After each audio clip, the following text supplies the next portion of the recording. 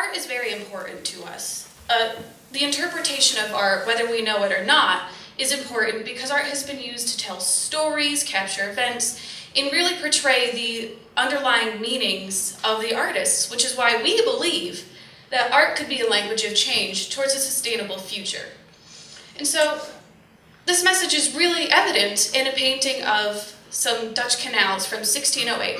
Now what's interesting about this painting is that the canal, hold on a second, over here, is frozen over. Now at the time that this painting was made, this was a common occurrence. The canal would freeze every year.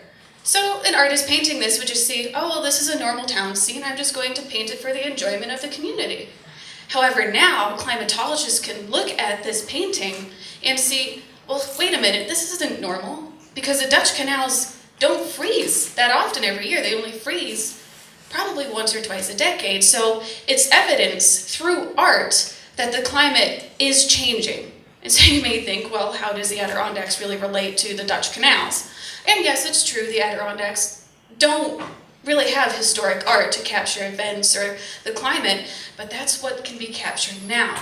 By painting what you see now, the environment around you, you can really capture the changes that are occurring as they happen, which will in the future become history. And so that's really, really important.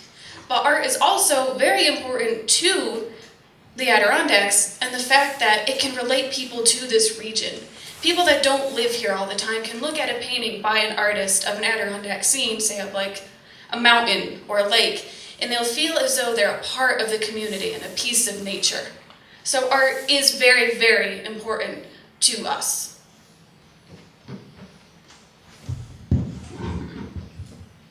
Right, so with that, I'm going to give a little opener here as to why we feel that art is important. Art is important in the sense that it is a product of creative human activity in which materials are shaped or selected to convey an idea, emotion, or a visually interesting topic. But, most importantly, art is about communication and that expression behind it. So with that, could I see a show of hands as to how many people in this audience, in this room, have gone canoeing over the past year or so? We live in the Adirondacks. That was great, thank you. So, I'm going to dive into, like Johnny was saying, how we can relate art to the Adirondacks. Now when you're looking at this painting, you see a gentleman standing on a log with a canoe next to him and he's overlooking an Adirondack lake.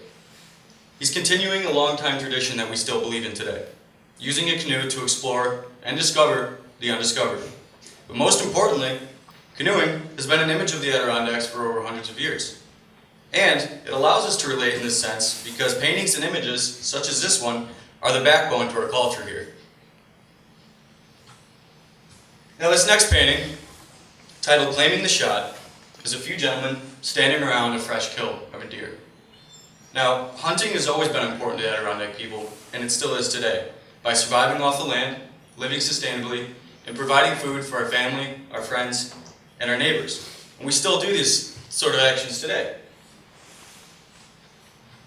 Now this next one is a gentleman taking a shot from the bow of a canoe, titled American Field Sports.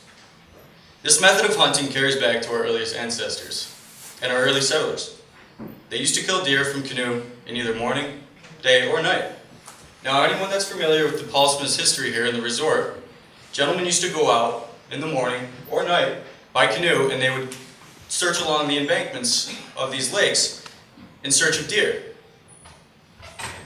Now, that method of hunting was always guaranteed to provide food. But, most importantly, we got to recognize that there's been a change. That sort of method in that painting is illegal. And that is a vivid image to show you what the change is that we're dealing with. Now, this next painting happens to be my favorite because I can relate to this myself and hopefully that many of you can as well. Art provides us with meaningful connections, whether it be between the artist or the viewer. We use the Adirondacks for a source of peace and serenity.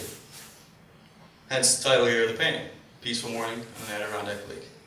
By being in such a beautiful place, it allows us to feel comforted and at total ease. Life slows down here. I think we can all realize that and relate. This is a place to truly take that load off your shoulders by being in such an open and free atmosphere, such as the Adirondacks. Adirondack art is a perfect way to show how it reflects and can simultaneously shape the reality that surrounds us here. Now in this next painting, you see 5 gentlemen standing around a campfire. They've got weapons next to them. And most importantly, when you look at this, they're creating that link between generations, and they're passing stories on to the future generations. We can all relate to these moments because campfires are the perfect place to share, laugh, and tell stories amongst each other.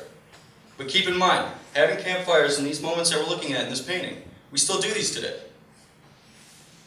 So with that, art in general, it creates and frames us with things that we can often fail to notice. Now looking at this painting, you see 2 empty Adirondack chairs, a lantern in the tree, quiet Adirondack lake, mountains in the background, and a loon.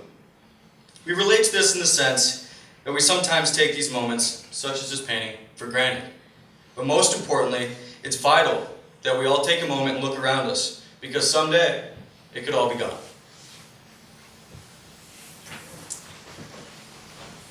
Alright, so the next part of our presentation is going to deal a little more with the science side of things, but as Taylor said, with noticing things.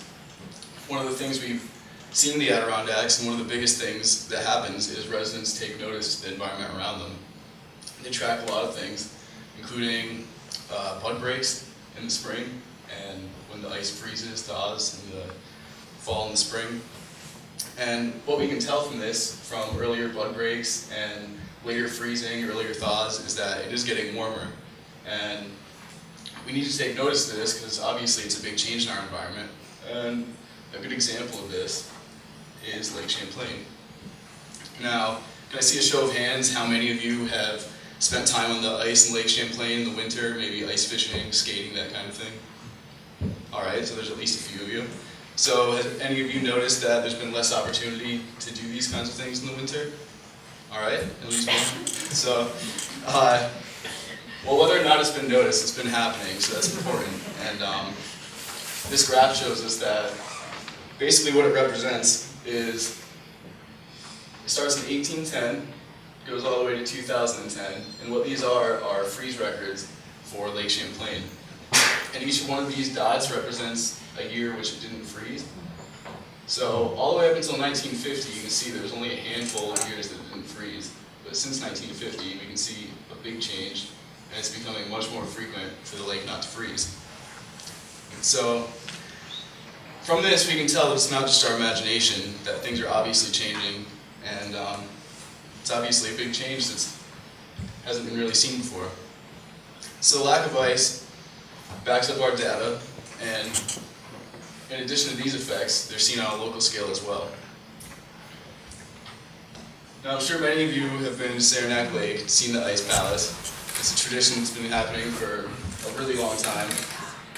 And I don't know if any of you have noticed, but this picture from 1911, obviously the ice castle is a lot bigger than it is today. And the main reason this is because of safety, but we have to ask ourselves, even if we wanted to build a castle that big, would we be able to? Because there might not be enough ice. And I know there's been trouble in recent years just trying to build the size castle that we do now.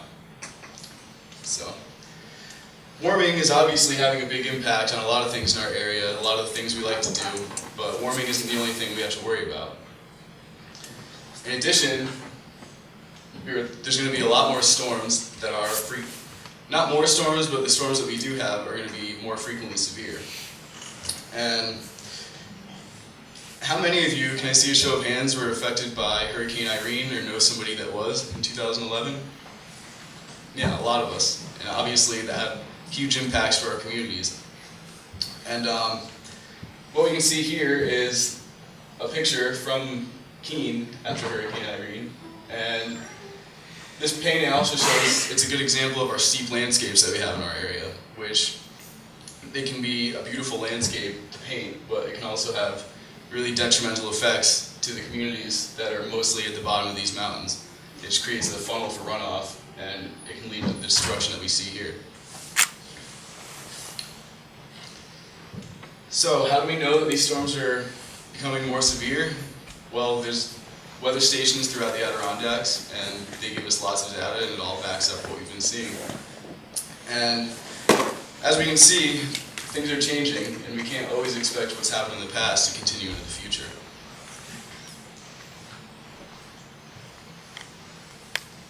Now, this is whiteface, which is also a huge attraction in our area.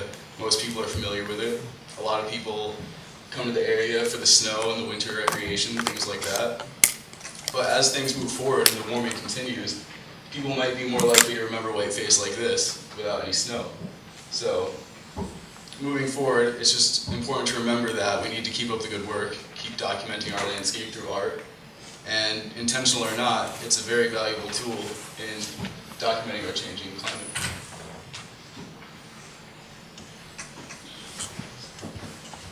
Yeah. So now that we learned that things are changing, that things are becoming different, that the environment is changing, we want to get down to the reason why we've really invited you here. And that is the art and what artists specifically can do to show this story of what's happening. And I think we can all agree that this is a beautiful painting, a beautiful piece of work. And it says something, it tells a story. But when you give it a name, it tells a different story. A slightly different story. View of Screw Mountain, Adirondacks, after a storm. It's Screw Mountain after a storm. Beautiful. And it conveys just important information about the location, what's happening at that time, and the date.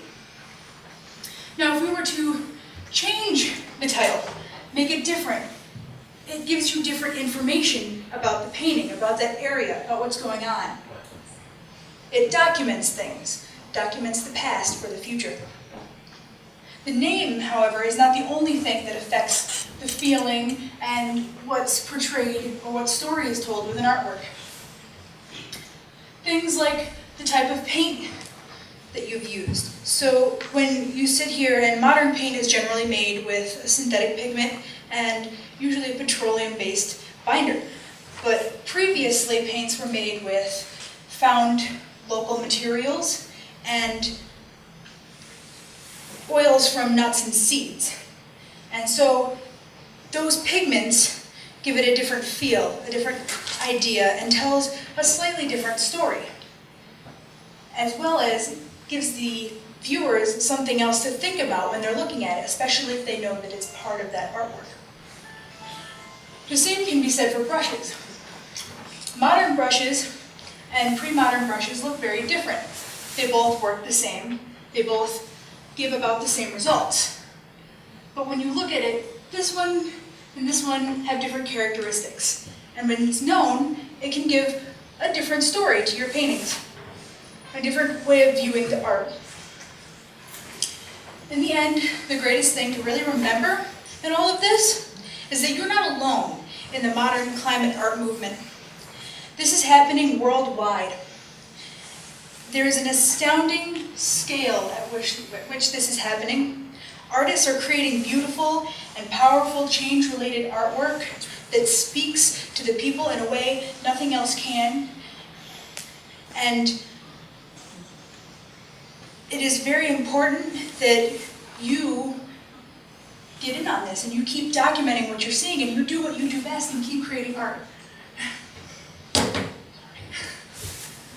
Well, like Liz just said, how artists create their art is very important. It's not just what is being painted, but it's what you name it and the materials that you use. Because how that art is made can really build the connection that people have with a region. So if you use a mineral paint made from Adirondack soil and people see that, they're like, oh my gosh, that is so interesting. I think that's interesting. That it just really makes me feel as though when I look at that painting, I am really in that region. I am truly a part of the Adirondacks. And same with the name that you give it. Just, it really solidifies that connection and the message that you want to portray. And it's not just here, it is everywhere. There's artists all over that are doing climate change related art. So it is really important because art has been, is now, and always will be a way for people to relate to the world and to one another. And so, whether it's intentional or unintentional, artists portray a message which really makes them an integral part of social understanding. And so, spreading the word of climate change in this region through your art is really giving the world a way to listen with their hearts, which is why that we hope that you will pledge to accept our challenge to create one climate change related piece of work within a year, or reinterpret a piece that you already have to contain a climate change related meaning. We also hope that you will show one of these climate change related pieces at SAMFest next year, and if possible, use some natural materials and list those materials next to your painting, just so that people know, like, oh my gosh, that was so cool. She painted that with a brush made from an Adirondack spruce tree. Awesome. So thank you all very much for coming, and we hope that you enjoyed our talk. We will be out by the coffee table out there with some paper and some art supplies, so feel free to come up to us, talk to us, and we will give you the opportunity to paint and show us what your inspiration is. And also, if you do so accept our challenge, we will be out there with a piece of thread to tie around your wrist as a representation and a reminder of your accepting our challenge. So thank you all very much, and we hope that you enjoy the rest of SAMFest.